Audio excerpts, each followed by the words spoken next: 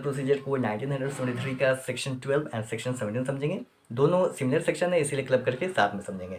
Section 12, उसके 5 section के बाद सेक्शन 17।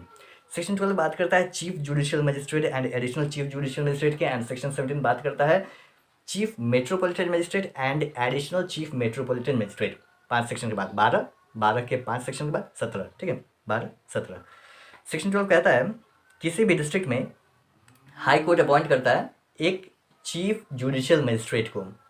चीफ जुडिशियल मजिस्ट्रेट होता कौन है? किसी भी judicial magistrate of first class को as chief judicial magistrate appoint किया जा सकता है, हाई कोर्ट अपॉइंट करता है।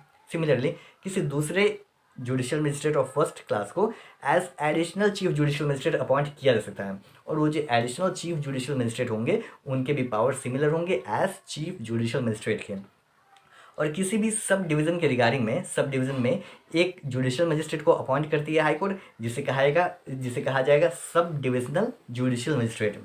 हाई कोर्ट में डेजिग्नेट एनी जुडिशियल मजिस्ट्रेट और द फर्स्ट क्लास, और वो फर्स्ट क्लास के जुडिशियल मजिस्ट्रेट होंगे in any sub division as the sub divisional judicial magistrate.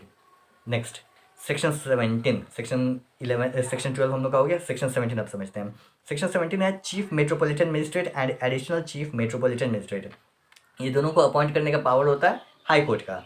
High court appoint करता है किसी भी मेट्रोपॉलिटन एरिया के लिए, किसी भी मेट्रोपॉलिटन मजिस्ट्रेट को as chief metropolitan magistrate appoint किया जा सकता है, हाई कोर्ट अपॉइंट करता है। सिमिलरली किसी दूसरे मेट्रोपॉलिटन मजिस्ट्रेट को as additional chief metropolitan magistrate appoint किया जा सकता है हाई कोर्ट के द्वारा, और जो पावर होगा एडिशनल चीफ मेट्रोपॉलिटन मजिस्ट्रेट का वो सिमिलर होगा चीफ मेट्रोपॉलिटन मजिस्ट्रेट के।